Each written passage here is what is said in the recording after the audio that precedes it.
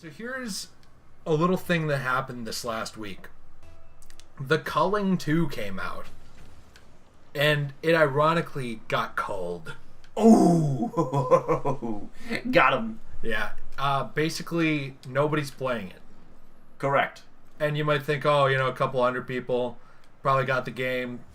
If no one's playing it, probably a couple hundred people, maybe a Battleborn situation. Nope, no one is Wait, playing Battleborn didn't do well? it. It did not do very well, no. That's interesting. Very small sales compared to what they want. Very small. Very small sales. Very small sales, not the biggest sales. I only get the biggest sales. Micro sales. Very beta-like.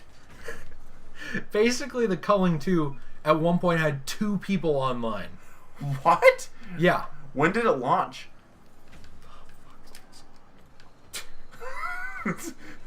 All this pressure I'm putting on you, I apologize. I forgot to actually look at the release date because it was this last week. Oh, thanks for nothing. Hey, not a problem. It's July 10th. It really wasn't a problem to do, so... No, it was July 10th. 10th? Yeah, it was 3 days ago. And it was at the point here where there were 2 people online. After 3 days. Oh, my... Yeah, and I didn't realize it was that bad. I thought it had been out for like a month or 2. No, it had been Which out is for still 3 terrible, days. but- And then I believe this was talked about earlier today, like when other outlets were looking this up. On the day we recorded this, there were 4 people online then. The game's player base had doubled Oh! to 4. Well, good for them. I wonder how the microtransactions are doing. Are there microtransactions in the game? I remember there were in 1. But Oh, this was a sequel. yeah, it's the Culling 2. What do you think it is? Oh. They skip 1? Yeah, I just figured that people doing that. No, now. so something that happened was like the Culling 1 was fairly successful. Like, it's not like a huge game, but it's a battle royale game. It did all right, and it had a following. And basically, instead of like working to improve that game and keep it going and keep a life cycle on it, the developer kind of just like cut support to it and wanted to make a sequel a little too quickly. Because when did the first one come out? Do you know? It came out like about a year ago. It was either really late 2016 or early 2017. Let's see. March 4th, 2016 was the first one. So they essentially pulled an Assassin's Creed Unity. Well, it was to a 2 years. Apocalyptic scale. Well, it was 2 years here because this game was rushed out, and apparently it also had like a lot less interesting stuff in it than the first one, according to players. But players were also upset because they were, I guess, led to believe that the game was going to have a longer life cycle for the first one, and it really didn't. Meanwhile, something like the game we're playing, Rocket League, still huge. Oh, massive. The game's been out. I mean, this was a free game of the month that I got. Right. I mean, what, 3 people. years ago?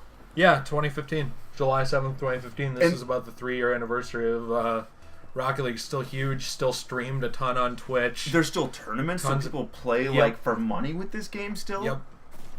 And that's, I think, one problem that, and not to get like too general with this, because obviously this is about the Culling being an incredible failure. Well, there is a general failure. conversation to have about it too. Yes, and that I think is the problem with longevity in games. I think there's a huge one.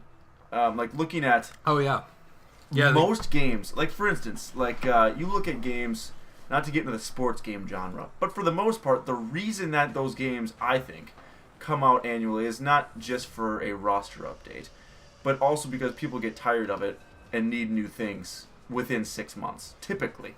I mean, there's a few of the older games, I think, that last longer, and I mean, this obviously doesn't just follow sports games, but look at like... They follow shooters, too. Shooters, too, yeah, like COD, like, you always need a new one coming out consistently because there's no longevity. You don't see shooters getting played consistently with a huge player base outside of, obviously, COD, I guess, a little bit. But I think that COD especially will...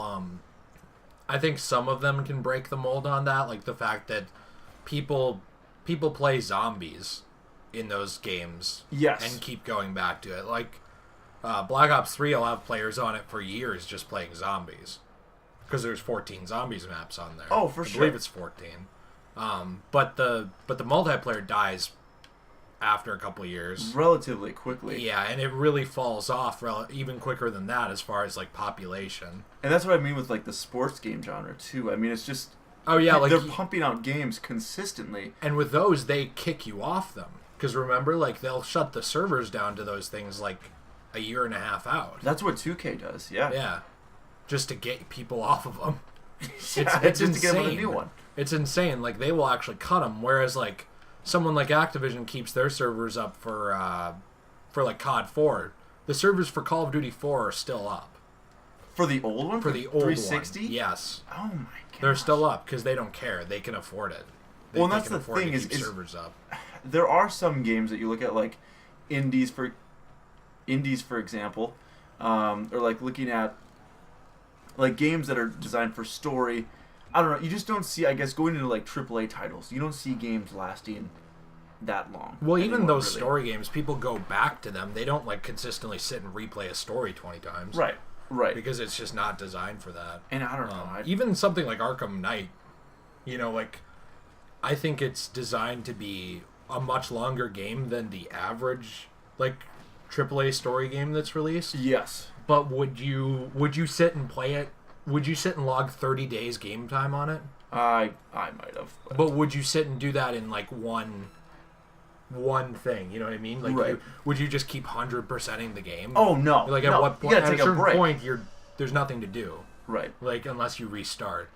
Bigger RPGs are a little better about that, like things like Fallout or Skyrim. The Witcher, stuff like that. The Witcher, yeah. But some of these games, I don't know, they're designed to be a service, and the thing is, like, the issue with games as a service is if you're trying to release, like, multiple sequels and you just piss people off by, like, cutting off all support to your past title, which is kind of what they were doing. Like, they, like, killed a lot of the support for Culling 1. And really made people angry about this launch. It's a real quick way to shoot yourself in the foot, because if nobody comes back to buy each sequel, you have no game anymore. Right.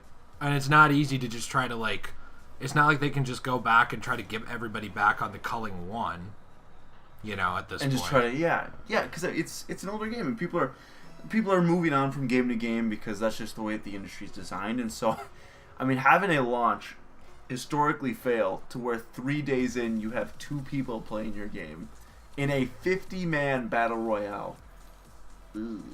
Yeah, it's bad. And then on top of that, you also have the fact that it's a 50-man battle royale, and even Call of Duty is reportedly going to have 60-player battle royale lobbies. 60? Yeah, that I didn't know. Which isn't 100. This was a news story that was like somewhat leaked, but like never fully confirmed from about a week ago, where they were talking about how it's likely going to have 60 because there was a screenshot showed of like the Black Ops 4 lobby system, and it said like it said something like you can have like a team of 12, but like you can only have a 60 maximum people in that lobby. Oh, for the battle royale mode for Blackout.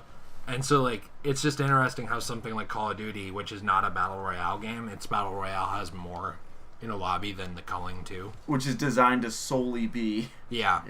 And then like with how popular Fortnite and even PUBG still is, there's really no reason for people to buy this. Like the fact that you can play a battle royale game for free on your phone, even on your phone, it's just, it makes this like very pointless. And that's ignoring the fact that they kind of like made the player base really angry from the first game. So what was wrong with the game? Like, I guess I didn't really get that from any stories. It didn't really seem like there was as much wrong with it as it was just like an unpolished experience that was not as interesting as the first game. In a lot of ways, it was a clone. And so only 2 people played the sequel? I mean, that is... Well, not only 2, but it dropped 2. It dropped 2 players. Like, so if we look at some of the things that... because I wanted to see some of the Steam user reviews for what people said. Yeah, because like for what they thought. This is not the Culling. It contains no elements of the original Culling. It's more a bad ripoff of PUBG and H1Z1. Don't buy this. These are just some of the things that like players said in the reviews. And these are like big time fans, obviously, of the first one. I mean, anyone can publish a review, so it's hard to say that. But like these people have played it. Like Here's someone who played it for a couple hours. If you, for some reason, bought this game, remember that it is possible to get a refund. Here's somebody who played it an hour and a half. I played the game for about an hour, and I'm still convinced it's a curtain for the real game that's been a bigger secret than Bigfoot. Oh my gosh. Let's see. I'm trying to see like who's even played it much. Here's someone who played 5 hours. Absolutely disgusting garbage. Nothing more to say. Don't buy it in its current state, or probably ever. He played it for 5 hours? Yeah. A lot of people haven't played it much. Someone who played it 3 hours said just don't buy it. Here's someone who only played it for like half an hour. I spent a good amount of hours on the original, over 300 hours until the base died off. When Zavient, the developer, announced the Culling 2, I was actually excited. I gave them the benefit of the doubt and thought we'd get a revamped version of the original. I was wrong. They created this game too fast to jump on the bandwagon in order to keep with all the other crappy gun-oriented Battle Royale games, completely ignoring the fact that their original Culling was a very successful melee-oriented Battle Royale game. So this person didn't like that they started going more into the... more mainstream is what it sounds like? More gun-based and not melee. I do think it's interesting, like, that there are people... There's a lot of people who are unhappy like this. Okay, so here's someone who played it an hour and a half. Please update the Culling 1 and make it better. This game is just a ripoff of H1Z1. I guess people just didn't like the direction of this game, and on top of that, it appears to just not be polished. Which is, I mean, there's obviously been some really bad games and bad sequels that have come out. But to have at one point to get down to 2 players playing your game, it's pretty bad. Yeah, I think it goes to show a couple things. It goes to show, one, that gamers can be a little fickle. I'm not saying that like petty. In this case they were, because this sounds like a bad game, but like they will jump ship pretty quick. If your thing is not good. Even if your thing is good luck keeping them, because there's 100 other things that are as good or better. Exactly. And on top of that, so many products. Especially if your thing isn't good, there's something better that's probably cheaper that's already out that they can go to. Steam is really notorious for this, like player bases leaving very quickly because there's so many options.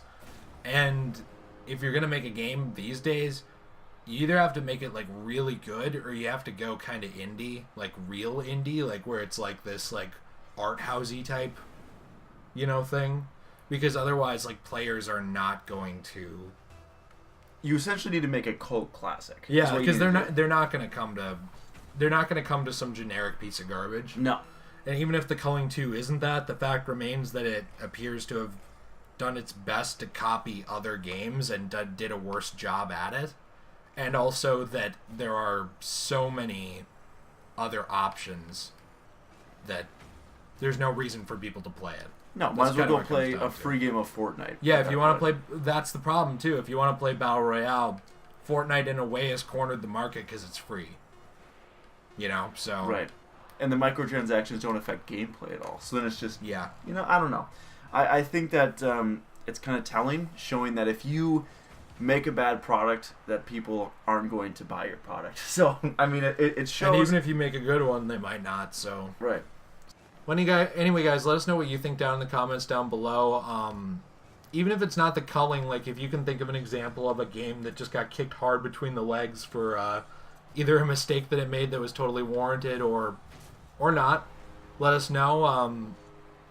Or examples of games that you might have played where the community died super, super quick. I know Battleborn was that way. Pretty dead, pretty fast. So let us know. And we'll see you in the next one. Peace.